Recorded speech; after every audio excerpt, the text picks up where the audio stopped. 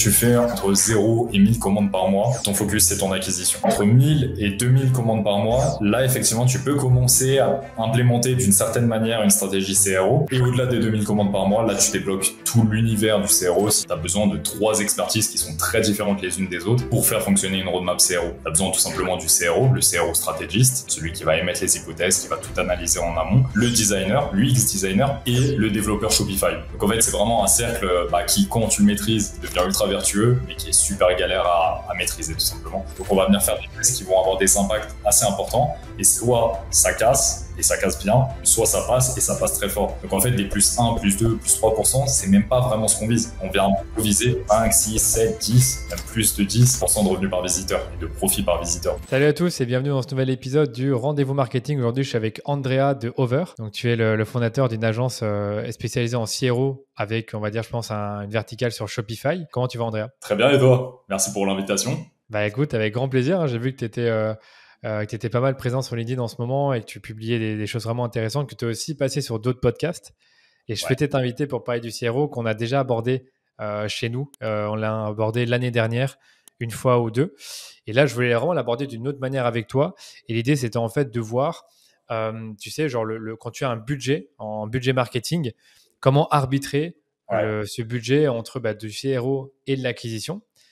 Et surtout, quel genre d'erreur on peut éviter en faisant du CRO quand on se lance ou quand on investit justement une enveloppe budgétaire là-dessus. Donc, c'était les deux grands thèmes que je voulais voir avec toi. Mais avant ça, je pense que ça serait bien que tu puisses te présenter à l'audience et nous expliquer un peu ton parcours et qu'est-ce qui t'a mené à lancer Over. Et puis après, on enchaînera sur un peu toutes mes questions. Ouais, bien sûr. Écoute, de nouveau, merci pour l'invitation. Effectivement, je m'appelle Andrea. Potentiellement que certaines personnes qui ont l'habitude de regarder tes vidéos m'auront aussi déjà vu sur LinkedIn, et on est aussi en train de se lancer sur YouTube pour apporter toujours un maximum de valeur. J'ai donc cofondé l'année dernière Over, qui est donc une agence de CRO, Conversion Rate Optimization, pour ceux qui seraient pas forcément très familiers avec le sujet. On a accompagné beaucoup de très belles marques e-commerce. Pour en citer seulement quelques-unes, on a accompagné Boku, Hôtel Mafouf de Lena Situation, Detective Box, Humble Plus, des marques qui sont passées dans Qui veut être mon associé. On a accompagné des marques comme Kat, Pureva, Moya, enfin que des marques qui font plusieurs millions par an et qu'on aide à aller générer des centaines de milliers d'euros supplémentaires, voire des millions. Donc voilà un petit peu ce qu'on fait.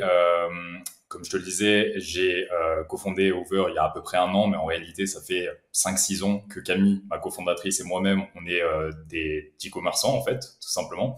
Donc, on a aussi un gros background de ce côté-là, une grosse expérience, et aujourd'hui, qu'on met à profit de ce qui nous intéressait le plus concrètement dans l'e-commerce, à savoir l'optimisation de ce qui se passe sur le site e-commerce. Voilà un petit peu en bref. Ouais, c'est très clair. Donc, c'est bien. Hein. Franchement, après presque 2 ans de lancement, vous êtes bien développé. Et ce que j'ai te demander, c'est si tu devais résumer, on va dire, les problématiques qu'on retrouve le plus en CRO pour les marques D2C qui investissent dans le CRO, ça serait quoi? Est-ce que c'est une question de budget, de manque de priorisation, de ne pas savoir quel test faire? C'est quoi les problématiques que tu vois le plus souvent quand tu as un client au téléphone pour un appel découverte la première fois? Ouais, intéressant. En l'occurrence, ce que je constate très souvent, c'est que la première problématique CRO, c'est de ne pas en faire. Concrètement, ça arrive très souvent et on sous-estime le nombre de marques qui font plus d'1 million, entre 1 et 10 millions par an. Ça arrive très fréquemment d'avoir des marques qui en fait sont complètement presque hostiles au CRO, qui n'en ont jamais fait, ou très peu, ou très mal. Donc ça, c'est la première chose. Et derrière, pour rentrer plus en détail sur les problématiques que nous on constate, des personnes qu'on souhaite accompagner, effectivement, il y a très souvent une première problématique de tout simplement créer une roadmap qui soit pertinente, savoir prioriser les différentes optimisations, les différentes idées qu'on a en tête, avoir plus d'idées, parce que très souvent on est bloqué sur une idée qu'on a en tête depuis 4, 5, 6 mois, mais qu'on n'a jamais implémentée. Parce que, troisième problématique, c'est tout simplement le fait de ne pas avoir les skills, les équipes en interne pour pouvoir gérer ça, en interne ou en freelance, peu importe. Mais le CRO, ce qui est assez délicat et qu'on retrouve pour certaines autres expertises e-com, mais en tout cas qui est très vrai pour le CRO, c'est qu'en fait, tu as besoin de 3 expertises qui sont très différentes les unes des autres pour faire fonctionner une roadmap CRO. Tu as besoin tout simplement du CRO, le CRO stratégiste, celui qui va émettre les hypothèses, qui va tout analyser en amont, le designer, l'UX designer, qui plus est, et le développeur Shopify. Parce que effectivement, nous, on s'adresse uniquement à des marques Shopify, c'est vrai pour tout type de plateforme. Mais effectivement, c'est 3 expertises qu'aucun fondateur ne maîtrise. Il peut avoir une idée comme ça, mais il va pas avoir la capacité de forcément bien le designer et encore moins bien de l'intégrer et encore moins bien de le tester et le réanalyser. Donc en fait, c'est vraiment un cercle qui, quand tu le maîtrises, devient ultra vertueux, mais qui est super galère à maîtriser tout simplement. Donc, ouais, voilà les problématiques que je constate assez souvent et les raisons pour lesquelles on fait souvent appel à nous.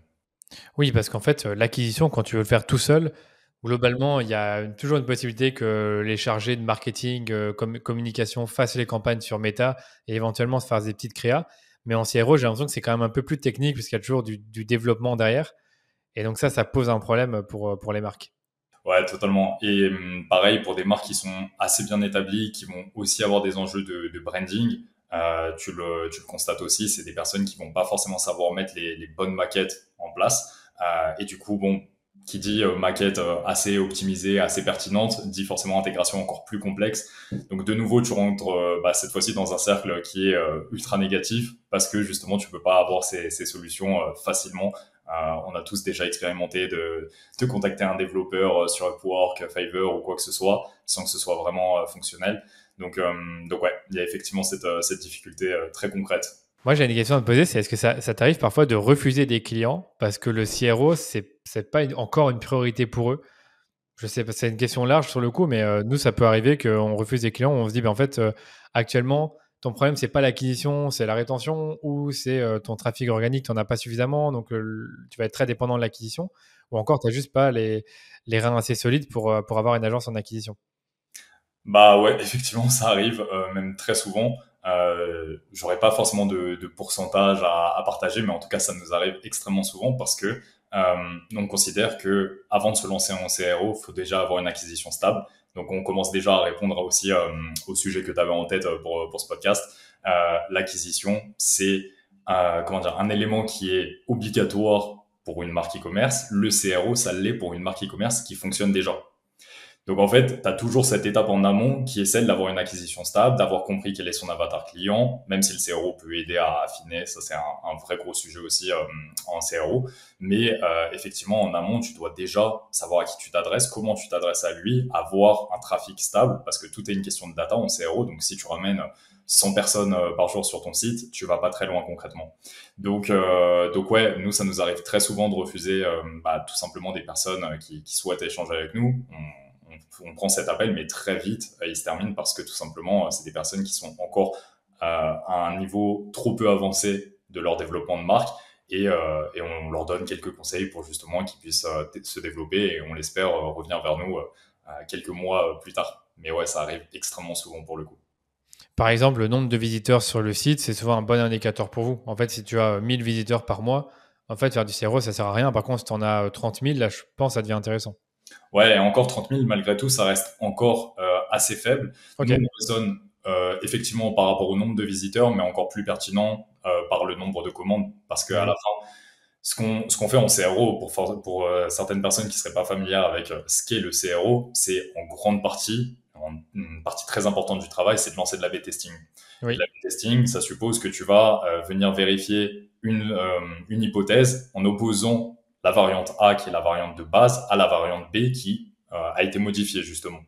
Et le truc, c'est que notre objectif, 99% du temps, c'est l'augmentation du taux de conversion et donc du nombre de conversions. Et donc, c'est ce qu'on cherche à mesurer. C'est pour ça qu'il nous faut énormément de data. Et si tu as très peu de commandes, en fait, tu n'as tout simplement pas suffisamment de commandes, pas suffisamment de data pour tirer une conclusion de ton test. Donc, si c'est pour lancer un test qui va durer 2 mois, qui va être soumis à plein de variables différentes externes parce qu'il dure trop longtemps, tu perds en pertinence. Et tu penses, tu as besoin de justement combien d'achats sur le mois pour que votre travail commence à être intéressant? Tu as un benchmark là-dessus? Alors, généralement, nous, ce qu'on dit, c'est qu'à partir de 2000 commandes par mois, là, Ouais, c'est une nécessité absolue, si tu veux. C'est d'accord. vraiment le stade où on considère que pour atteindre ces 2000 commandes par mois, tu dois être stable, tu dois avoir craqué justement ton acquisition et à ce moment-là, c'est obvious qu'il faut passer en CRO, qu'il faut commencer à implémenter des stratégies. En Ouais. dessous, tu peux aussi commencer, mais simplement tu vas cibler des choses, des objectifs qui sont, si tu veux, tes hypothèses vont être beaucoup plus centrées sur les fondamentaux, on va dire. Donc ça va être tout ce qui va être question de prix, question d'offre, question de shipping, donc déjà tout ce qui touche à ton prix, qui restera toujours la principale friction d'achat d'un consommateur. À la fin, on en revient toujours à ça. Et après, nous, on inclut aussi des questions un peu de navigation, de structure, de choses comme ça qui sont aussi très, très importantes. Donc, tu peux, en dessous de 2000 commandes par mois, aussi avoir ce genre de sujet, mais il faut que ton acquisition soit pérenne, que tu sois déjà en train que tu aies le mindset pour venir scaler, si tu veux. Ouais, je comprends. C'est logique, hein. Bah, si tu fais 2000 par mois fois 50 euros de panier moyen, c'est 100 000 euros, 100 000 euros de chiffre d'affaires. Donc, c'est déjà pas mal. Évidemment, tu as dit que tu peux faire du CRO avec moins avec moins de 2000 commandes. Ça va dépendre aussi de la valeur des commandes, etc. Mais on voit que ça ne s'adresse pas forcément. Par exemple, nous, on peut tout à fait travailler avec une marque qui génère 30 000 euros de CA par mois pour Exact. commencer. C'est peut-être pas ton cas. Pour justement l'emmener à ces 100 000 euros et plus par an. Ouais.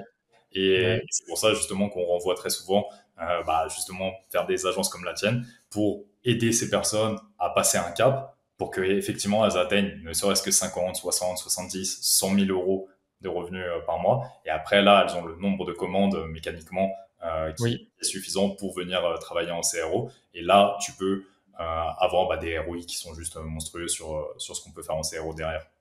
Donc voilà, s'il faut résumer, en fait, le CRO va s'adresser plutôt à des entreprises qui sont pas encore au stade vraiment mature, mais en phase de maturation, avec un chiffre d'affaires déjà plus ou moins conséquent pour vraiment faire des tests, mais c'est vraiment lié au nombre de commandes.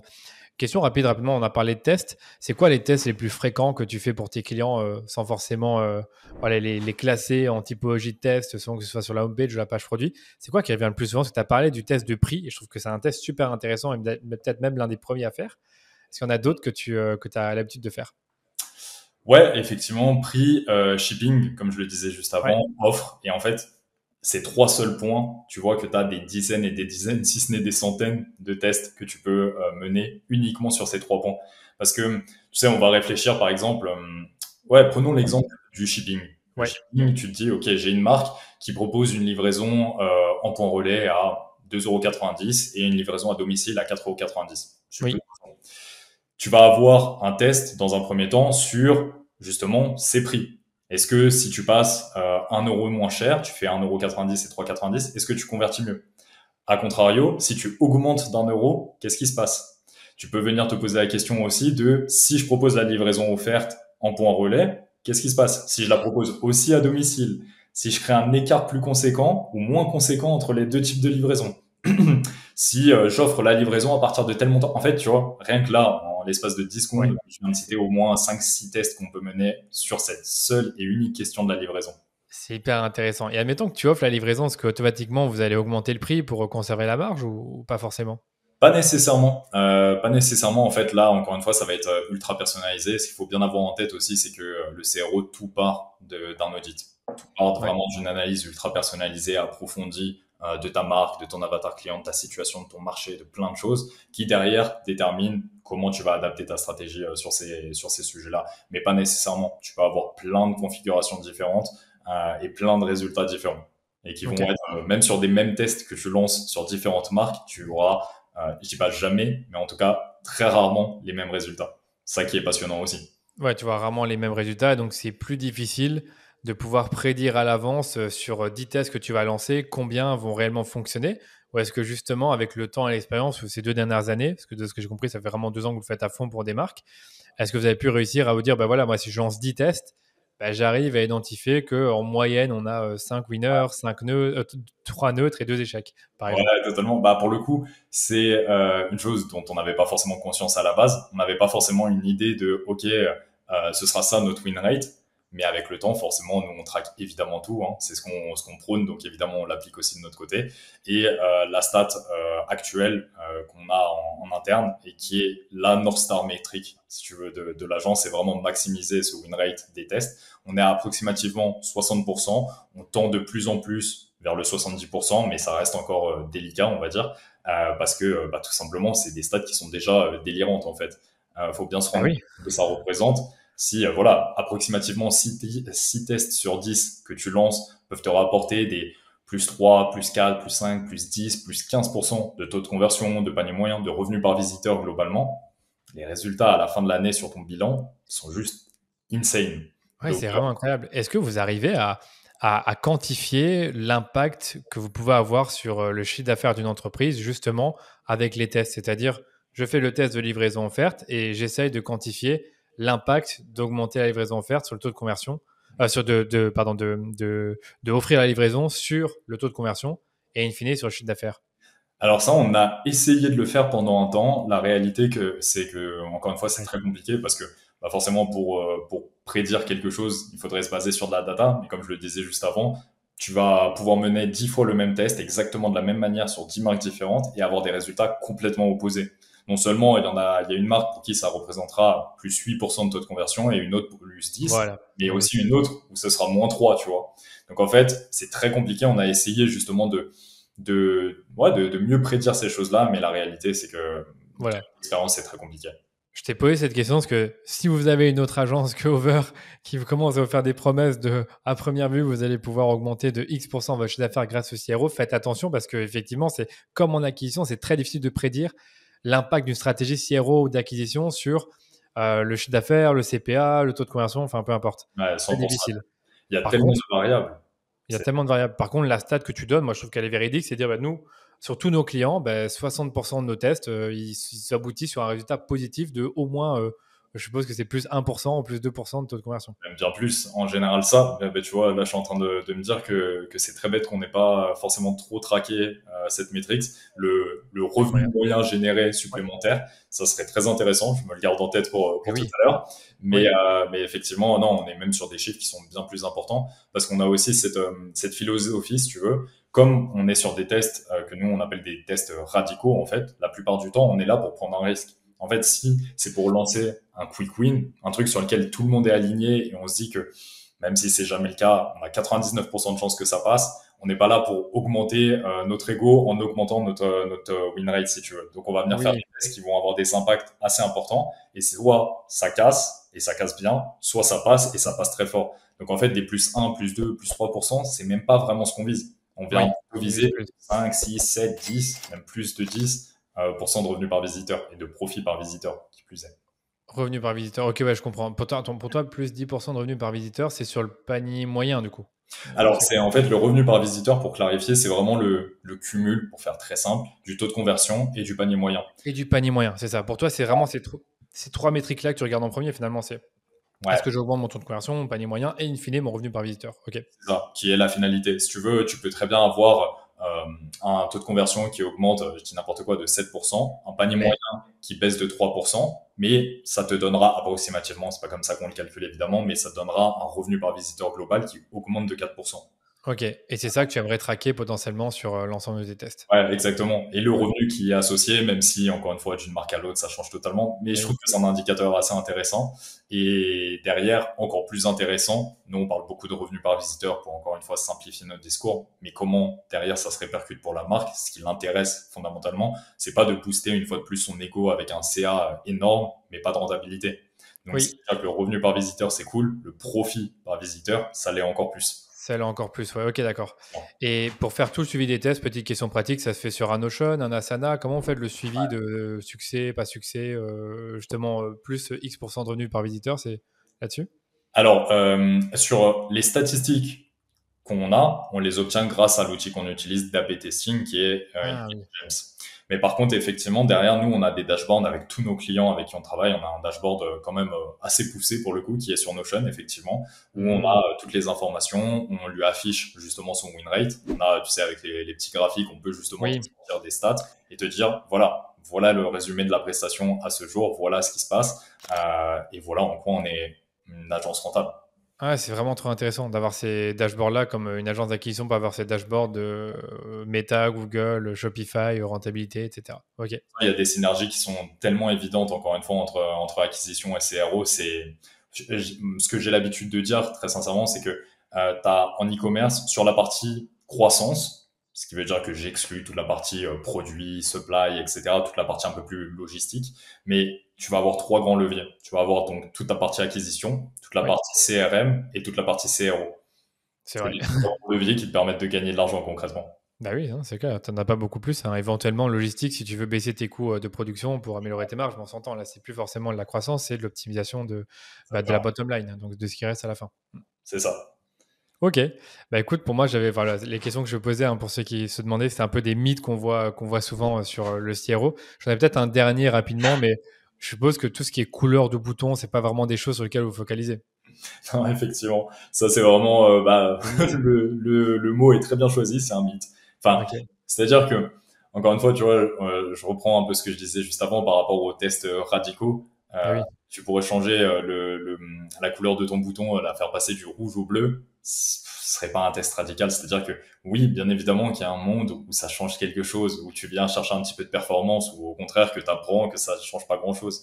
Mais fondamentalement, c'est vraiment en fait, c'est perdre du temps. Ce qu'il faut bien avoir en tête, encore une fois, en faisant un lien avec l'acquisition, c'est que bah, tu es très bien placé pour le savoir, l'acquisition coûte de plus en plus cher aux marques. Donc en fait, elles ont de moins en moins d'argent à spend bêtement. Et nous, ce qu'on apporte aussi avec le CRO, c'est non seulement bah, de la rentabilité, mais aussi des réponses. Chaque personne qui arrive sur ton site, qui rentre dans une poche d'AB test, va te donner une réponse sur ton audience, va te préciser une chose. Et fondamentalement, savoir si ton audience préfère le rouge ou le bleu sur son bouton, ça va pas t'apporter énormément. non, Ça non, va ça t'aider à- t'apportera pas. Ça t'apportera pas. Moi, Voilà. j'aime bien les tests sur les pages produits avec le fait de changer les images ou tester des trucs un peu plus pas visuels, justement, c'est l'inverse, plus descriptif. Donc, Mhm. je trouve ça Ouais, intéressant. totalement. Ah bah ça, tu vois, c'est pour le coup, on est dans l'opposé total avec justement bah, des tests qui sont ultra pertinents. Si tu te mets sur téléphone, concrètement, ton carrousel d'images, il représente quoi? 50-60% de ton téléphone. À partir de là, tu as déjà un énorme indicateur de ce qui doit être ta priorité. Si Oui, 50-60% de ton écran, quand tu arrives sur le site sans même avoir scrollé, c'est cette partie-là, c'est ce carrousel, et que tu sais que de plus en plus d'utilisateurs vont slider et non pas scroller, ils vont slider ouais. horizontalement pour découvrir d'autres images, à ce moment-là, tu te dis, OK, travailler sur le carrousel d'images, c'est absolument essentiel. Et on obtient des résultats de fou furieux. Là, tu vois, on parlait de win rate. Je pense qu'on doit être plus proche des 80, voire peut-être 90% de résultats sur ce genre de test. Donc c'est juste exceptionnel. Ouais, non, c'est pas étonnant. Je savais déjà que c'était un gros test, tu vois, qui revenait le plus souvent depuis je dirais, 2-3 ans maintenant à ce niveau-là, sur Ouais, les images. ouais, totalement. Ça aurait dû être devenir une priorité bien avant, mais effectivement, je te rejoins totalement. C'est vraiment, tu vois, depuis 2, 3, peut-être, allez, 4 ans, mais disons 3 ans en moyenne, Ok, que ça s'est vraiment beaucoup développé avec surtout ce que nous on appelle les images infographies. oui, C'est basé sur ce qu'Amazon fait principalement. Euh, ouais. on voit les habitudes de consommation qui évoluent. C'est ça aussi qui est passionnant avec le CRO, c'est de se rendre compte de la psychologie humaine, du marketing, etc. Et effectivement, les images produits descriptives, infographiques, c'est absolument essentiel aujourd'hui, surtout pour des... Bah, ouais, ouais, surtout dans les industries où c'est des bénéfices qu'on vend et pas du lifestyle. Donc, Exactement. Hormis le fashion, concrètement, ouais, fashion slash bijouterie, etc. Ça va être essentiel. ah, c'est à ça que je pensais. Ok, bon, et si tu veux, on peut aborder le côté, bon, parce qu'on fait plutôt du CRO et de l'acquisition, ouais, comment est-ce qu'on arbitre le budget qu'on met dans les deux? Question super difficile que moi, je pourrais pas répondre personnellement, mais toi, si par exemple, tu as une marque devant toi, c'est quoi le type de critères que tu regardes pour dire, bah, cette marque devrait investir X% de son budget marketing dans le CRO et Y% sur Ouais. l'acquisition? Est-ce que tu vas te baser sur le taux de conversion? Admettons que tu as un taux de conversion qui est vraiment mauvais. Là, tu vas dire, bah, peut-être que là, il faut vraiment qu'on mise là-dessus pendant quelques mois. La maturité, comme on disait, le nombre de commandes ou bien sûr le trafic où c'est actuel. Bah, en réalité, c'est vrai que je me suis jamais vraiment posé cette question en profondeur, si tu veux. Donc, instinctivement, moi non plus, je saurais pas forcément y répondre, mais je vais quand même essayer de te donner une réponse, Pas ou de vous donner souci. une réponse à tous ceux qui nous écoutent. Et je dirais que mon process, ma première étape, ce serait effectivement de savoir si oui ou non, c'est une marque qui, comme on le disait avant, tourne avec suffisamment de commandes, a atteint une certaine maturité pour qu'on puisse travailler en CRO. Sinon, juste on l'exclut. Et si c'est pas le CRO, c'est nécessairement l'acquisition. En fait, moi, c'est ça ma logique. Si justement t'as pas atteint un certain stade pour justement débloquer la brique CRO, c'est que t'as pas suffisamment mis d'efforts sur ta partie acquisition slash créative. Et dès lors que tu peux travailler en CRO, bah, je dirais qu'en fait, encore une fois, tu rentres dans un cercle vertueux où l'un alimente l'autre. Nous, notre objectif, et c'est ce que je dis très souvent, c'est que le CRO, par l'augmentation de ton taux de conversion, de ton panier moyen et de ta Mhm. capacité à dépenser plus, viennent booster justement ton spend en acquisition. Et puisque tu spends davantage en acquisition, tu ramènes plus de data, on peut aller plus vite sur les tests, avoir plus de learning, etc. Et rentrer dans cette boucle vertueuse. Donc, je dirais que donner un indicateur comme ça de X%, ce serait très compliqué. C'est juste que l'un bénéficie à l'autre, si tu veux. Ouais, je vois. Non, tu as bien répondu. C'est vrai que pour moi, c'est quasiment impossible d'y répondre, mais on ne sait jamais. Par contre, Ah, c'est pour le intéressant. taux de conversion, justement, est-ce que ça t'arrive de voir des taux de conversion où tu te dis c'est vraiment urgent pour eux de faire du CRO? Parce que quand je compare au taux de conversion dans le même secteur d'activité, bah, je vois par exemple que c'est 2 à 3 fois plus élevé. Ou là, pareil, c'est un peu compliqué de dire en regardant juste le taux de conversion si ça Mm. devient critique de faire du CRO ou justement plus de booster l'acquisition si le CRO et si le taux de conversion est très bon. Maintenant, un taux de conversion à 10%, je suis sûr que c'est un peu challenging de l'augmenter. Bah, nous, on a toujours cette philosophie de peu importe d'où tu viens en termes de conversion, on peut toujours venir à l'améliorer. C'est comment dire, notre priorité, tout simplement. Évidemment, à 10%, ça serait beaucoup plus challengeant. Mais disons que tu as tellement de fois, tellement de variables, encore une fois. J'ai vu tellement de marques qui étaient ultra rentables. Et vraiment, j'insiste sur le ultra rentable à 0,8, 0,9, 1% de taux de conversion Ok. que potentiellement tu peux te dire c'est pas leur top priorité parce que ils ont un panier moyen qui est énorme, etc. Mais sinon, de façon générale, il n'y a pas un taux de conversion à partir duquel tu dois absolument te lancer en CRO. Le but, Ok. c'est de toujours venir l'augmenter. Et ouais, ouais, c'est principalement ça. Je dirais qu'il y a pas de minimum, il n'y a pas de maximum. Ok, je comprends. Ah, dommage. Je pensais qu'il y avait vraiment des benchmarks parce que nous, on a un client où ils ont un taux de conversion à 0,3%. Ça me paraît quand même assez bas. Après, le Ouais, produit coûte 300, 400 balles, un truc comme ça. On ouais, sait que plus ça coûte cher, plus le taux de conversion il est mauvais. bien Nous, sûr. on se disait quand même, avec tout le trafic qu'on envoie, juste ça comme taux de conversion, ça me paraît vraiment faible. Et on se dit, on a envie de lui dire, bah, en fait, prends une poche de ton budget acquisition et mets-le en CRO parce que peut-être que ça va nous bénéficier dans le Mm. futur. Tu vois, c'était plus comme ça que je le voyais de mon côté. Bien sûr, et d'ailleurs, c'est pour ça que bah, beaucoup d'agences justement d'acquisition font des recommandations CRO. Euh, Ouais. Parce que potentiellement, enfin c'est même certain, elles n'ont pas autant d'expérience, d'expertise, de benchmark que nous, on peut en avoir. Mais pour autant, elles sont ultra pertinentes parce que justement, elles ont elles aussi un benchmark de ce qui se passe dans l'industrie, etc. Donc, tu vois, une boîte justement qui n'est pas encore prête à implémenter une vraie grosse stratégie de CRO avec une agence, etc. Écouter déjà son agence d'acquisition, c'est déjà très souvent, Oui. la plupart du temps, une bonne première brique que tu ajoutes à ton Ouais. développement. Ah, c'est intéressant. Ouais. Pour moi, en tant qu'agent d'acquisition, on commence à, c'est presque indispensable de commencer à faire des recos là-dessus. Pas forcément exactement quel test il faut faire, mais là où on pense qu'il y a des choses à optimiser et ça se voit très vite hein, sur le panier, sur la page de paiement, pardon, la page de paiement, la page produit, certains arguments, certaines photos. Hmm, C'est pas très compliqué non plus de voir les choses qui vont pas. Après, ce qui est c'est compliqué, ça. c'est de faire les bons tests, de bien prioriser, de trouver des bonnes hypothèses. Hmm. Donc, même si l'IA peut aider. Ouais, totalement. Et pour moi, sur ça, tu vois, tu as deux sujets sur lesquels une agence d'acquisition est pertinente. C'est un, les quick wins, parce que, encore une fois, elle a, elle aussi, ce benchmark, elle a cette vue sur l'ensemble de l'industrie. Donc ça, c'est très intéressant. Et surtout, un fondateur, ou qu'importe, un responsable e-commerce ou quoi que ce soit avec qui une agence d'acquisition va être en relation, n'a plus forcément suffisamment de recul pour analyser les problèmes qu'il y a sur son site. Donc ça, les quick wins, en fait, juste un point de vue extérieur d'un expert, peu importe son expertise, ça va être super pertinent. Et le deuxième point, pour moi, sur lequel pardon, une agence d'acquisition va être aussi très pertinente, c'est toutes les questions d'offres. Parce que l'offre, elle passe aussi, elle est aussi, on en fait également la promotion directement en créative, en acquisition. Donc en fait, si tu arrives à créer un parcours entre l'acquisition, l'ad et ce que le visiteur va retrouver sur le site, tu peux déjà commencer à implémenter une semi-stratégie de CRO, on va dire. Tu mets déjà, encore une fois, les bases. Et pour une marque, comme tu le disais tout à l'heure, que vous pourriez commencer à accompagner à partir des 30, 40 000 de CA par mois, en fait, c'est un must-have.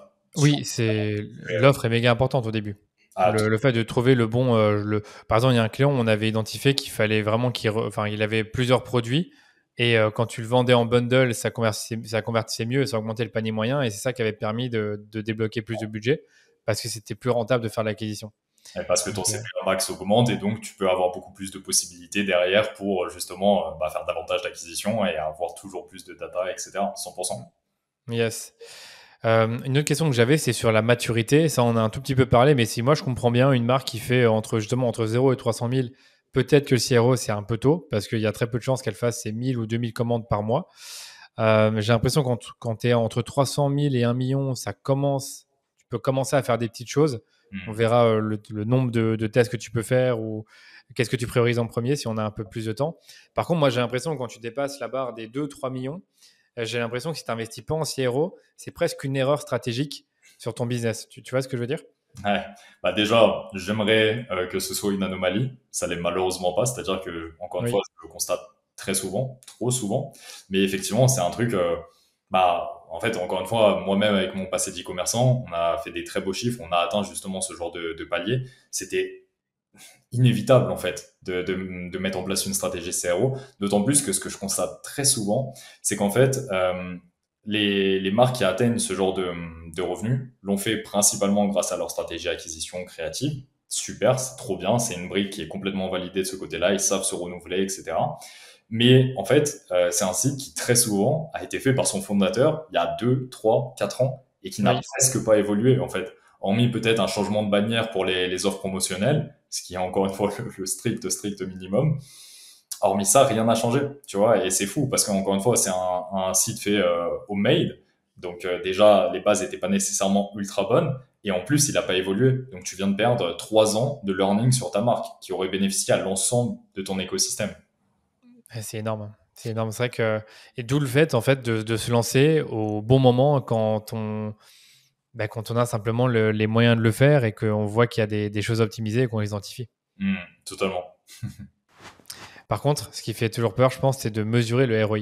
Le ROI, c'est que pour moi, en acquisition, si tu mets par exemple 10 000 euros par mois et que tu as un ROS de 3 ou un ROI de 3, on va dire, au global, tu sais plus ou moins mesurer l'impact du fait d'investir 10 000 euros dans la publicité. Et si tu travailles avec une agence et qui te dit, bah, nous, on va tenter d'investir 15 000 pour en faire 45, bah, tu peux mesurer cet impact. Et en tout cas, comme je te dis, vendre un incrément de chiffre d'affaires et puis après de bénéfices. Dans votre cas, comment est-ce que vous faites ça? Tu m'avais déjà donné une partie de la réponse et vous regardez un peu le revenu par utilisateur que vous allez pouvoir optimiser. Ouais, totalement. En fait, nous, ce qui se passe, c'est que dès le départ, on part sur une période d'audit où on va figer, si tu veux, les statistiques qu'on a. Nous, on les analyse souvent sur les 90 derniers jours. On a aussi une vue d'ensemble sur la dernière année, l'ensemble de la vie de la marque. Mais si tu veux, on fige ces stats et on en a tous connaissance. Il n'y a rien de caché, on sait d'où on part en fait, si tu veux. Et on sait à quelles périodes vont impacter positivement, négativement le taux de conversion, le panier moyen, etc. Et C'est vrai. derrière, le but, c'est venir l'augmenter. Et après, c'est factuel, enfin, c'est une opération basique que tu apprends en cinquième, de savoir justement ce qui se passe, quelle est ta hausse, si tu veux, si tu as obtenu un taux de conversion 3, 4, 5 mois après de plus 10, plus 15, plus 20%, face à ce qui se passait avant. Et tu refais tes calculs, tu fais ton forecast pour la fin d'année, et tu sais justement, ok, ma prestation CRO, elle était effectivement rentable, ou potentiellement, elle ne l'était pas. Et à ce moment-là, tu prends une décision et tu coupes bien avant. Mais fort heureusement, ça arrive jamais, tout simplement. Ok, non, c'est hyper intéressant. Ouais, nous aussi, ça arrive jamais vraiment d'être exact dans les prévisions. Mais ce que je veux dire, c'est que tu peux faire une prévision, une estimation, je suppose, réaliste, optimiste, pessimiste. Enfin, moi, en tout cas, c'est comme ça que je fonctionne, bah, de façon à ce qu'une entreprise puisse se projeter. Comme Ouais, je le disais, si on fait plusieurs millions de CA, bah, en fait, c'est bien avant de démarrer avec une agence, quand les choses vont bien, surtout, parce que c'est jamais une bonne idée de commencer à prendre un prestataire acquisition au exact. CRO quand tout va mal et qu'on est en train de plonger. Il faut le faire quand les choses vont bien et ben justement d'avoir cette projection pour se projeter. Moi, j'aime bien voir à chaque fois voir le côté positif, mais aussi le côté peut-être négatif. Est-ce que tu as déjà eu justement des cas où tu lançais des tests, où tu étais assez confiant sur le fait que ça allait marcher, mais qu'au final, ça n'a pas marché comme ce que tu as prévu, et quel apprentissage t'en as fait? Ouais, ça arrive même, j'ai envie de te dire, tu sais, je disais tout à l'heure que on avait un win rate à 60%, ça veut dire que les 40% restants, vu que de base on émet une hypothèse sur laquelle on est plus ou moins confiant, mais on la lance jamais dans le vide, on part jamais du principe qu'il y a, je sais pas, 3 chances sur 10 que ça fonctionne seulement. Donc finalement, tu as 40% des cas approximativement où tu as été déçu par ton hypothèse. où le résultat n'était pas le résultat escompté. Donc ça arrive effectivement très régulièrement. Des exemples, il y en aurait plein. Tu vois, récemment, par exemple, on a lancé un test où on a mis en place en fait toute une stratégie de bundle, de variantes, tu sais, où on met justement pour une marque de compléments alimentaires, pour donner un peu de contexte, la marque elle proposait justement déjà un système avec, en fait, si tu veux, un sélecteur ultra basique, pas de mise en avant des promotions, pas de mise en avant de ta livraison offerte, des bénéfices à acheter davantage. Nous, on est venu faire une UX. Genre, franchement, c'était, je pense, en termes de maquettes, parmi les maquettes dont j'étais le plus fier. Et le résultat, il a été négatif. Derrière, là, on est en train de vraiment bien comprendre pourquoi et on est en train de capter comment on va pouvoir, en fait, en partant de cette hypothèse, qui était une bonne hypothèse, mais qui ne s'est pas avérée rentable, comment on va pouvoir trouver justement un système pour rentabiliser tout ça. Mais tu vois, des déceptions, on en a en permanence. Ouais, c'est Ça vrai fait que c'est dur à d'identifier une. Bon, c'est pas grave. Mais par contre, au niveau des choses assez positives, est-ce que tu as eu des tests justement qui ont performé, mais limite mieux que ce que tu attendais, où tu as eu des gros boosts sur la conversion, sur le panier moyen? On parlait de la livraison offerte, je trouve ça hyper intéressant ce test-là, mais si tu en as d'autres à partager qui étaient forcément très bons en termes de conversion, Bah vas-y. directement là, j'ai pensé à un truc.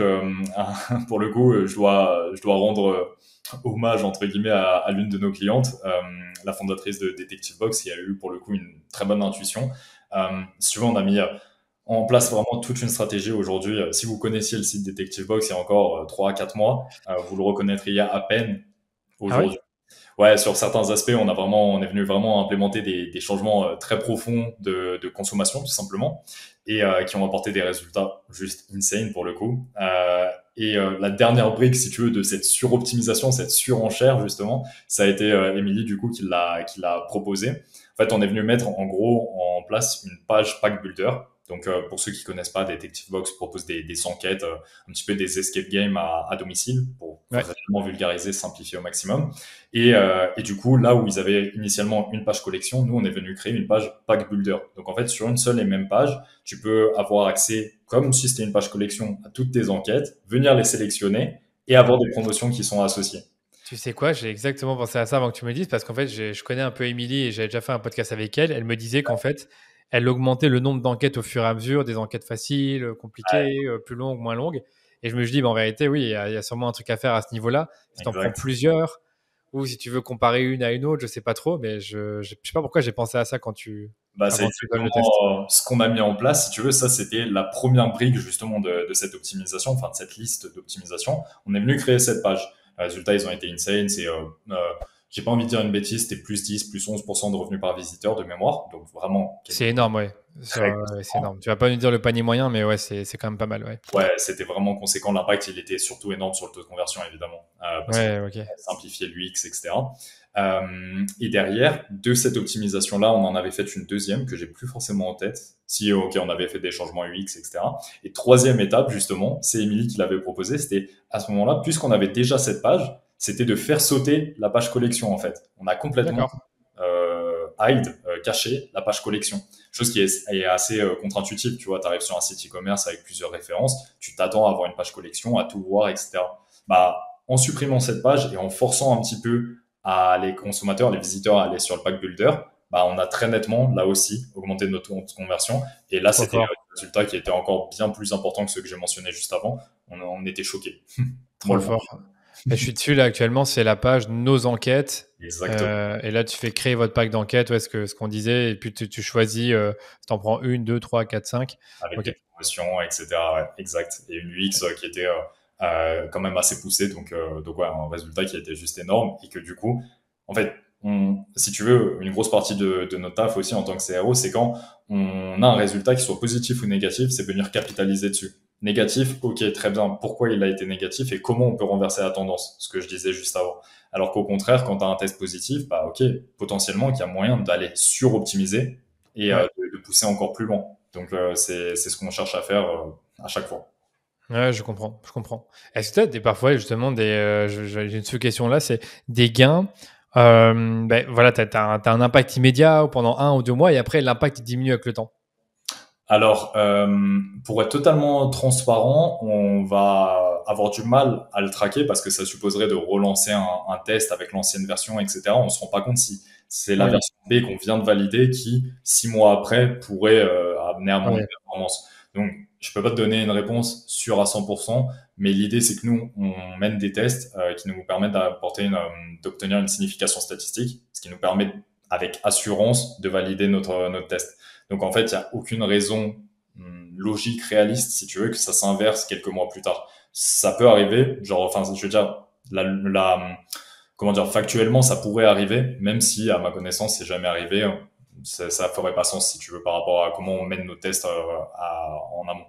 Ouais, je vois. C'est qu'en gros, une fois que tu as un winner, vous testez d'autres choses pour améliorer ce winner-là, et puis après, vous vous lancez sur soit d'autres pages, soit d'autres éléments que vous Exact. pensez que vous pourriez améliorer. Ok. On suit la roadmap. Ok, compris. Ouais, parce qu'il y a une roadmap que vous créez en début de collaboration, si je comprends Ouais, bien. totalement. En fait, nous, on travaille avec effectivement cet audit qui révèle plein de choses et qui derrière nous permet de faire une roadmap trimestrielle dans notre cas. C'est comme ça qu'on fonctionne. On aime justement se projeter, avoir de la suite dans les idées et voilà, et qui est mise à jour bien évidemment à chaque fois. Ok. Tiens, justement, une petite question rapide. Combien de tests vous faites par mois en moyenne pour une marque? Une des grandes questions. Il y a cette question qu'on pose très souvent et qui est aussi liée au bout de combien de temps on coupe un test. Donc ça, Oui. c'est les deux questions que je reçois très souvent. Là, ça va dépendre effectivement du nombre de commandes justement et donc de la data qu'on peut recueillir. Nous, notre objectif, c'est de mener 3 à 5, voire 6 A/B tests par mois, ce qui sont déjà Beaucoup, hein. des volumes voilà assez conséquents, tu vois. Donc voilà. Ok, est-ce que 3 à 5, ça implique de réfléchir aux tests, faire les hypothèses, les valider, faire les maquettes, puis après, enfin, même si c'est un petit truc, c'est quand même une maquette à faire ou améliorer, Ouais. Alors, à modifier, pardon. Ouais. c'est effectivement, il y a toute cette partie travail, mais ça fondamentalement, tu vois, nous notre promesse c'est justement qu'on est toujours en train de travailler sur la prochaine optimisation, le prochain test. Donc ça fondamentalement, nous on a nos habitudes, on a notre roulement, on sait gérer cette partie-là, on a les équipes pour, etc. Par contre, ce qui est plus compliqué à gérer, qui est juste un facteur externe, c'est le nombre de commandes qu'on reçoit. On va pas valider un test pour sauter sur le suivant, alors que le test qui tournait n'a pas suffisamment de data. On serait pas sûr justement de sa pertinence. On pourrait se retrouver effectivement 6 mois après avec un test qui s'est inversé parce qu'on n'avait pas obtenu la signification statistique, etc. Donc c'est plus ça, on est plus limité par le nombre de commandes de la marque, plus que par notre capacité à enchaîner les tests, si tu veux. Ok, mais on est d'accord que tu peux avoir plusieurs tests qui roulent en même temps sur plusieurs pages. Alors, nous, on n'est pas forcément fan de ça. Je donne un exemple très, très simple. Si justement, tu as un test qui tourne au checkout sur tes questions de shipping, tu peux, selon notre logique, notre approche, nous, on veut chercher à maximiser le résultat pour le client. On peut aussi avoir un test qui va tourner sur le site. Mais la réalité, c'est que, par exemple, avoir deux tests qui tournent sur la page produit, déjà, techniquement Ouais. parlant, 99% du temps, ça va pas être possible. Mais en plus, c'est une très mauvaise idée si ça l'était. Bien sûr, ça fait plein de variantes. Enfin, ça fait, dans ce cas-là, 4 variantes différentes. Si je dis pas de bêtises, 2 fois 2, donc ok. Et après, tu multiplies avec le nombre de variables, etc. Enfin, ça devient complètement contre-productif. Ouais, je comprends. Je posais quand même la question pour ceux qui se Voilà. demandaient avec le nombre de tests, ils en fait plusieurs en même temps. Moi, j'ai une autre question un peu plus large, c'est les étapes, les grands paliers pardon, du CRO, selon la taille et la maturité d'une marque. Et en gros, admettons que tu as une marque à 1 million, est-ce que tu travailles de la même manière qu'avec une marque à 10 millions? Oui. Donc, en termes d'étapes vraiment de travail, et quelles sont tes recommandations à chaque étape sur comment on avance? Là, je ne sais pas si tu as un case spécifique à partager ou une roadmap que tu appliques tout le temps, mais curieux Ouais. de savoir. Ouais, bah, si tu veux, là-dessus, c'est assez clair de mon point de vue. Tu fais en moyenne entre 0 et 1 000 commandes par mois. Ton focus, c'est ton acquisition. C'est de ramener du trafic.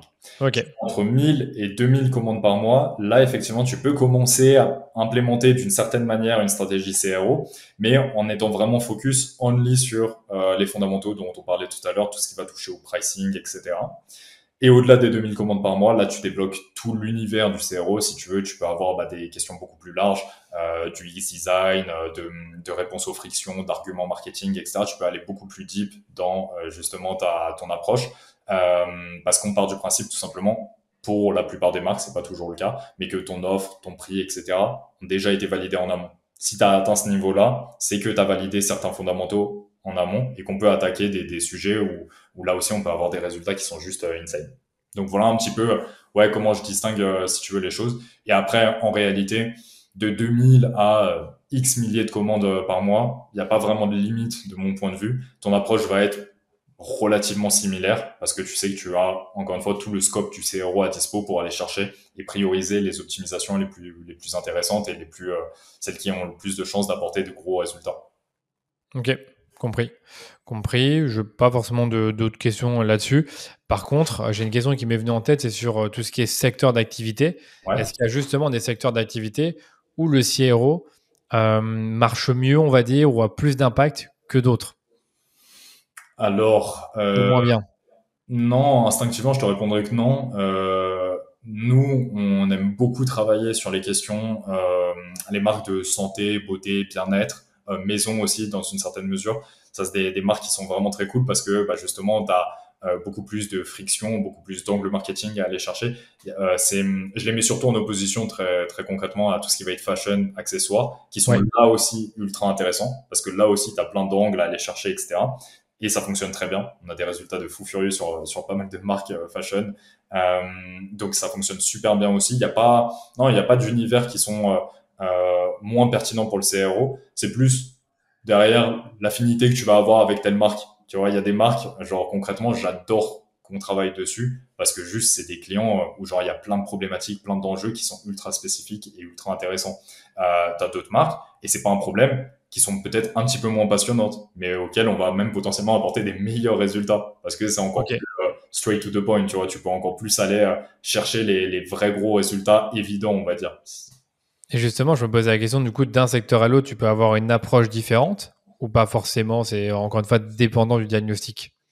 Non, non, évidemment, ça va être dépendant de ce diagnostic initial, de cet audit, mais évidemment, toutes les niches ont des problématiques qu'on connaît tous plus ou moins. Enfin, tu vois, on parlait de fashion, bien sûr que le guide détail, toutes les questions de retour, de remboursement, ça va être parmi les plus gros sujets. Et Pour, oui.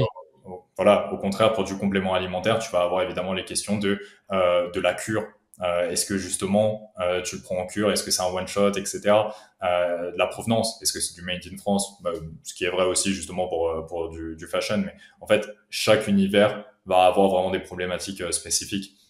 Du pet food, bon bah ok, c'est un petit peu les mêmes sujets que du complément alimentaire, mais porté sur ton animal. Donc Ouais. comment tu réagis, comment justement tu vas travailler bah, ton acheteur qui est un humain pour son chien ou pour son chat ou quoi que ce soit d'autre. Tu vois, toutes les niches vont avoir des problématiques ultra spécifiques.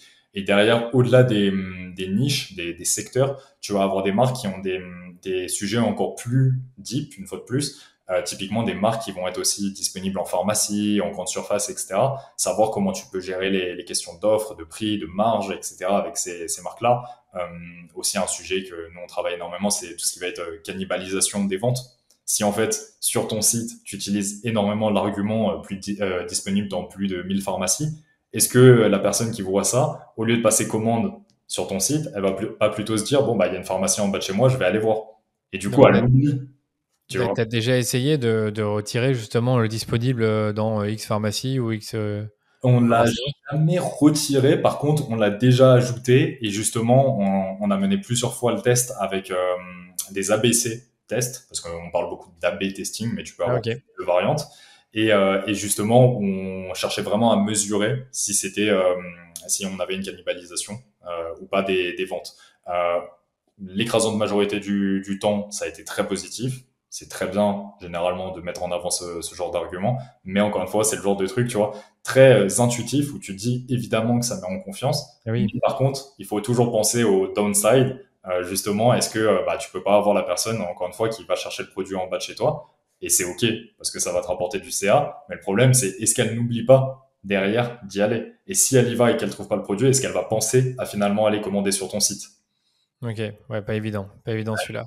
Et pour les cycles d'achat longs, est-ce qu'il y a des choses particulières que vous faites, justement, quand tu as des produits qui coûtent cher? Hum, alors, forcément, tu as des problématiques spécifiques, mais là, comme ça, j'ai pas forcément intuitivement quelque chose à partager là-dessus. On va évidemment le prendre en compte. On sait ce qui va parfois arriver, c'est de laisser les tests un petit peu plus longuement ou Ouais, potentiellement de filtrer uniquement sur les returning visitors ou uniquement sur les new visitors pour justement bien comprendre, bien filtrer en fait les comportements d'utilisateurs sur nos outils d'A/B testing, sur Intelligence. Tu peux lancer ton test et qu'il ne l'applique uniquement sur les personnes qui ne sont jamais venues sur ton site. c'est parfait ça. c'est Ouais. parfait. Ça, Ok. c'est super intéressant. Nous, de toute manière, un des gros enjeux quand on va venir analyser le résultat d'un test, c'est justement de venir appliquer plein de filtres, plein de variables pour challenger, en fait, stresser le résultat de ton test et comprendre plus en détail le comportement de ton utilisateur, avoir un vrai learning, tu vois. Ok, ouais, je comprends. Mobile, desktop, Et etc. tu disais? Mobile, desktop, returning new Ouais, visitors, ouais, je vois. live, Ok, selon le produit, etc. ok, je vois. Ok. Il y avait une autre question que je me posais, c'était un peu comme l'acquisition, tu peux parfois avoir des conflits entre des choses que tu veux tester et le branding de la marque. Est-ce que tu as ça aussi en CRO? Alors, tu l'as, c'est un vrai sujet auquel nous, on sait, je pense sans prétention pouvoir le dire, très bien répondre dans le sens où, bah, justement, Camille, qui est mon associé, est ultra, en fait, si tu veux, de base, elle avait une agence du X branding. Donc, en fait, on a vraiment mis ça dans notre agence, dans Over. On est venu apporter aussi cette qualité design, branding, cette compréhension, ce développement du branding. Donc on sait le traiter, mais effectivement, de façon plus générale, c'est un vrai sujet de ne pas en fait détériorer l'image de marque de ton client au profit de sa rentabilité court terme. Ça, effectivement, c'est un vrai sujet. Nous, une fois de plus, on sait gérer parce que toutes les maquettes vont être au niveau du branding actuel, vont être encore mieux, etc. Mais ouais, il y a de vrais enjeux. En fait, très souvent, on oppose le branding à la conversion. La réalité, c'est que selon moi, ton branding, c'est non pas ce qui va te faire convertir mieux à court terme, mais par contre, à long terme, c'est ce qui fait que tu as plus de fidélisation, que tu as une meilleure satisfaction client, que du coup, tu as plus d'avis positifs sur Trustpilot ou quoi que ce soit, donc plus de conversion organique, tu vois. Tu as tout un écosystème que tu mets en place quand justement tu as un bon branding. Par contre, il faut aussi que ce soit boosté par de la performance pure et dure avec justement de la B-testing. C'est Ouais. vraiment un combo, un mix. Tu parlais des avis clients. Pour moi, c'est aussi quelque chose qui fait souvent mouche quand on optimise cette partie-là. Tu fais quoi comme genre de test pour optimiser l'impact de la preuve sociale sur une page produit ou sur un site? Mise en avant plus haut sur la page. Parce que, bah, tu vois, typiquement, l'audit, ce que révèle souvent l'audit, c'est que passer le bouton de call to action sur ta fiche produit, tu as à peine 50-40% des personnes qui voient en dessous. Donc, en fait, si ta section UGC, ta section avis client est plus bas, c'est dommage, tu vois. Et donc, bah, une des façons très pertinentes de le faire, c'est de le mettre directement dans le carrousel. On en parlait tout à l'heure. Avoir une Hmm. image. Nous, on aime beaucoup aussi le concept d'humaniser son site, mettre beaucoup d'humains, qui évidemment correspond à ton avatar client. Donc, je sais pas, une marque qui s'adresse enfin, une marque qui vend des couches, par exemple. Bon, bah, tu vas mettre des parents qui tiennent leur enfant dans les mains, avec un grand sourire et un avis client juste en dessous. Donc, tu t'associes à ça. Tu vas mettre des jeunes parents, tu vois, des personnes qui vont avoir la trentaine. Et là, du coup, tu es très pertinent sur tout cet aspect preuve sociale, identification, avis client aussi dans une certaine mesure, tout s'englobe, tu vois. Donc, ouais, c'est généralement ce qu'il faut retenir sur les stratégies qui fonctionnent le mieux, c'est les stratégies qui sont vues par le plus de personnes. Donc, ça veut dire cibler les bonnes pages et agir le plus haut possible sur la page. Sur la page, ouais. Parce que ouais, tu cibles une page qui est pas très visitée. Bon, ça c'était logique. Ça va être long pour avoir l'impact. Et si tu es sur ta page produit et que tu fais des tests sur tout ce qui est en bas de la page, ça prend du temps. C'est ça que tu veux dire? Ouais, totalement. Tu vois, un autre exemple très concret, ce qu'on voit souvent, c'est que ta FAQ sur ta page produit, toujours, elle est très bas sur le site. Ce qui veut dire que Ouais. ta réponse aux frictions principales, que tu connais, tu sais très bien que justement tes visiteurs posent souvent ces questions. C'est pour ça que tu l'as mis dans ta section FAQ. Si tu le mets tout en bas du site de ta page, c'est vu par 10, 20% grand maximum des utilisateurs. C'est pour ça que nous, on a tendance à la remonter, à mettre des éléments de réponse dans un accordéon, des choses où on sait que 80% des personnes vont le voir. Ouais, ça Et c'est important. ouais, c'est extrêmement important. C'est l'un des plus gros enjeux. C'est vrai. Vraiment le fait de remonter les informations clés, type avis, foire question, la provenance des produits, etc., le plus haut possible. Ouais, bah, c'est un vrai. En fait, t'as l'enjeu t'as deux gros sujets. T'as la structure d'une page et t'as la hiérarchisation visuelle. On parlait aussi Oui. de tout l'aspect branding et tout, UX design. Ça, c'est un vrai gros enjeu d'avoir en fait des pages qui catchent l'œil du visiteur au bon endroit. Tu lui fais avec justement des codes couleurs, des choses que tu vas mettre en place sur ton site. Tu vas pouvoir créer un parcours pour l'œil du visiteur, pour lui donner toutes les informations dont il a besoin pour passer à la commande intuitivement. Ouais, je comprends. Je me pose une autre question sur le CRO. Pour toi, est-ce que tu trouves que c'est plus difficile de mettre des optimisations CRO en place ou des optimisations sur l'acquisition? Parce qu'on parlait beaucoup du budget. Parce que quand tu me racontes ça, je me dis waouh, ça a l'air pas simple non plus. Surtout ce travail de maquette, de voir comment agencer tout ça au niveau de la hiérarchie. Parce que c'est bien de trouver des hypothèses et des idées de contenu ou de sections que tu vas mettre sur une nouvelle page ou sur une page existante, mais après, il faut réussir à hiérarchiser. Ouais, bien sûr. Bah ça, pour le coup, je peux le dire parce que c'est tout simplement pas moi qui gère cette partie au sein de l'agence. J'ai l'impression qu'on a su pas mal le simplifier. Donc je vois même plus nécessairement la difficulté, bien que oui, à la base ce soit un truc, un vrai gros sujet. Je le vois à chaque fois que je suis en appel avec des personnes qui sont intéressées. Moi, j'aurais quand même tendance à dire, c'est vrai que c'est une question très complexe. Est-ce que l'acquisition a plus de variables ou le CRO? Je dirais quand même que l'acquisition en a plus. Tu vois, rien que le travail sur les créatives. Là où Oui, nous, on va en fait lancer un AB ou ABC ou ABCD c'est test. vrai. On a quelques variables qu'on va venir modifier et tester. Vous envoyez des centaines de créatives et donc c'est beaucoup plus de variables. Donc ouais, même. Ouais, t'as raison, mais t'as raison. Après, c'est un travail itératif sur la créa, mais j'ai l'impression qu'une fois que t'as compris comment faire le travail itératif, ça va tout seul, je trouve. Après, il Ouais, faut encore avoir la bonne méthode. ouais, en tout cas, les deux sont des expertises vraiment où il faut aller très deep, où il faut avoir une vraie appétence pour tout ce qui va être chiffres, data, etc., une vraie compréhension de l'e-commerce. Mais ouais, dans les deux cas, c'est vrai que c'est assez complexe. Moi, tu vois, par exemple, le travail de creative strategy, c'est un truc qui me passionne. Je me C'est renseigne vrai. énormément dessus. Non seulement parce que juste, c'est mon devoir aussi pour savoir comment justement on avance dans l'écosystème e-commerce, mais aussi parce que juste factuellement, la data, c'est trop intéressant et ça va nous permettre d'en savoir beaucoup plus sur derrière les visiteurs qui arrivent sur le site. Bah oui, parce qu'en fait, nous, on a déjà remarqué que si tu trouves des angles performants, tu dois les répercuter sur ton site. Je sais pas si tu as déjà eu des cas avec des clients qui te donnaient leur top créa ou te disaient un peu les angles qui fonctionnent bien en créa pour pouvoir ensuite faire des bonnes hypothèses si tu veux Ouais. optimiser les USP. Bah totalement. Tu sais que justement sur notre audit, l'une des parties et une des grosses parties, c'est justement ce qu'on appelle la cohérence slash incohérence du funnel. Donc Oui, est-ce que justement quand j'analyse toutes tes top créa, est-ce que le message que moi j'en ressors instinctivement, est-ce que je le retrouve sur ton oui. site? Est-ce que si tu me parles de l'argument X, je retrouve cet argument X mis en avant sur le site? Ok. Vraiment, ça arrive très souvent que ce soit pas le cas tout simplement.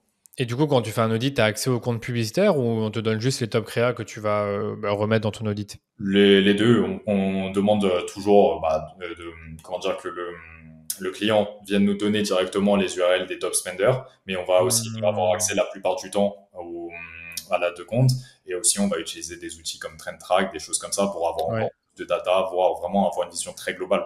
Mais Tu peux expliquer c'est quoi TrendTrack? Parce qu'on en a encore reparlé, nous on l'utilise pas forcément actuellement, mais j'entends de plus en plus parler. ouais, bah concrètement, c'est devenu l'un des outils vraiment les plus importants de l'agence et que je recommande très fortement Ouais, juste des agences d'acquisition, des marques, etc. Ça permet en fait de traquer, comme le nom l'indique un petit peu, traquer justement les marques e-commerce, connaître leurs performances, voir avec beaucoup plus de précision que ce que tu peux avoir sur ta bibliothèque publicitaire Meta, les top spenders, depuis combien de temps les ads sont là, justement les oui. copies qui Ouais. sont utilisées. Les créas winners, tu as une automatisation qui te permet de sortir les meilleurs créas et tout. Donc voilà, principalement ça. Et après, tu as de façon générale des statistiques qui sont vraiment très accurate et qui nous permettent, encore une fois, nous, on l'utilise vraiment pour avoir une vue d'ensemble, plus benchmarker les concurrents. Ouais, j'avais entendu parler de ça. Et au niveau TrendTrack, il te donne aussi le budget ou une approximation, si je dis pas de Ouais, bêtises. exactement. Et qui Ça, là, c'est encore lourd. une fois, est d'expérience assez accurate avec ce que nous, on a. Ça, c'est du lourd. Bah écoute, on va davantage creuser. On en entend parler depuis 2 3 semaines. Je sais pas pourquoi seulement maintenant, mais on va voir ce qu'on peut faire avec ça pour la partie acquisition. Ouais, ils ont récemment sorti justement l'application, là où jusque-là Ouais. c'était uniquement une extension. Et ouais, voilà, nous on l'a complètement implémenté dans nos process. Ok, bah écoute, c'est top. Je vois ça fait presque une heure qu'on discute ensemble. Déjà. J'ai peut-être encore 2 3 questions pour toi. Il y en a une que je pense je sais pas si elle est facile à répondre, mais est-ce que tu as un test qui est facile à implémenter et qui Ouais. te donne des quick wins? et qu'un e-commerçant pourrait lancer après ce podcast ou avec son agence ou seul ou je ne sais pas encore comment, mais en tout cas, quel que soit son secteur, quel genre de test tu pourrais lancer qui est facile à lancer? Bah, encore une fois, si on part sur justement ces fameux fondamentaux, t'as le test, le test, le Le prix, prix? pardon, l'offre et le shipping. Offre, shipping, c'est tout de suite beaucoup plus compliqué. Donc, le prix, ça va être très clairement la chose sur laquelle on peut le plus facilement intervenir. On n'a même pas besoin nécessairement de passer par des outils comme Intelligence et tout. Il y a des petites applications de Shopify qui permettent déjà de faire ce genre de Ok. test. Donc, on est beaucoup plus limité, c'est pas optimal, etc. Mais justement, si on cherche à aider des e-commerçants qui sont pas au stade auquel ça devient intéressant d'avancer avec une agence, etc., focuser sur le prix, ça va être un des plus gros leviers que vous pouvez avoir à la hausse comme à la baisse. Également, si justement il y a des stratégies de bundle, à ce moment-là, adapter le prix évidemment sur une quantité de 2, une quantité de 3, etc. Bien évidemment, avoir une cohérence sur le site global. Et ouais, intervenir sur le prix, je pense que c'est le quick win que tu peux lancer franchement, en te débrouillant bien, en une demi-heure, c'est lancé. Et derrière, peut-être que dans une semaine, tu as un earning de fou furieux et que tu te rends compte que la valeur perçue que tu as sur ton site justifie un panier beaucoup plus élevé, un prix beaucoup plus élevé. Ou au Ok. contraire, que ton taux de conversion, il augmente de 10-15% parce que justement, tu as baissé de 3 euros. J'ai des Ok. bêtises, hein, mais il y a vraiment des résultats insane qu'on peut aller chercher sur ce test-là spécifiquement. Ouais, je comprends. Moi, j'avais aussi en tête tout ce qui était, comme tu disais, livraison, mais déplacer le moment où tu en parles, le fait d'en parler peut-être en dessous du call to action ou au-dessus, je sais pas, ces choses-là, est-ce que c'est un truc qui est facile à faire? Alors, sur la partie site, oui, c'est facile à faire parce que ça va, enfin, sur la partie site, pour être plus Dès précis, le, sur la partie page produit, homepage, etc., oui, parce que c'est juste une question dès- de content. Hmm. C'est un test de contenu, de est-ce que tu rajoutes un bloc ou non. Mais là où tu le testes réellement, c'est sur le checkout. Et là, par contre, ça devient beaucoup, beaucoup plus compliqué. Ok, sur le checkout, c'est plus compliqué parce que c'est la page Shopify ou celle d'un autre, une autre, par exemple, application comme Payplug, et là, c'est plus compliqué. Ouais, exactement. Là, Ouais, tu je comprends. es obligé de passer par des outils comme Intelligence parce que justement, voilà, ça va toucher beaucoup plus en profondeur. Et de toute manière, tes tests de shipping qui seraient menés sur le site, page produit, homepage, etc., ils seraient très limités. Tu pourrais juste tester, par exemple, si je dis que on livre en 2 jours au lieu de 5, est-ce que ça change quelque chose? Ça peut être intéressant. Mais par contre, si tu veux tester des prix, des choses comme ce dont on parlait tout à l'heure, ça va forcément chercher le checkout et donc une application et c'est beaucoup plus Ouais, complexe. j'ai compris. Donc le checkout, ça joue beaucoup. Ok, pour faire les modifications. Ça marche pour moi, Andrea. Bah, écoute, où est-ce qu'on peut te suivre, te retrouver, et éventuellement te contacter? Et d'ailleurs, dis-nous également toi, le type de client à qui tu travailles pour pas faire de perdre de temps à ceux qui vont nous écouter. On a parlé des fameux 2000 achats par mois idéalement, mais tu avais dit aussi que ça dépendait finalement, c'était du cas par cas. Ouais, effectivement. Bah alors, nous, on est justement en train d'ouvrir une offre qui s'adresse à des marques qui font justement 1000 commandes par mois et qu'on Hmm, amène aux 2000 et plus. Donc, justement, avec un pricing adapté, une stratégie adaptée, etc. Donc, bon, si des personnes nous écoutent et font justement 1000, 1100, 1200 commandes par mois, sachez qu'on peut là aussi bien vous aider avec les stratégies CRO, avoir des ROI monstrueux. Mais sinon, plus globalement, je dirais que le seul vrai point, hormis ces plus de 1000 commandes par mois, ça va être de travailler sur Shopify. On est ouais, ok. exclusivement focus sur Shopify. C'est là où notre expertise se met le mieux en place, on va dire. Et derrière, où me retrouver? Tout simplement sur LinkedIn, de plus en plus sur YouTube, très prochainement en newsletter, sur des podcasts comme le tien. Et je te remercie une fois de plus pour l'invitation. Et si jamais les personnes qui nous ont écoutés jusque-là veulent un petit peu plus d'infos, je pense qu'on pourra mettre notre site et éventuellement même le Calendly ou quoi que ce soit si justement il y a un besoin pressant de mettre en place une stratégie CRO.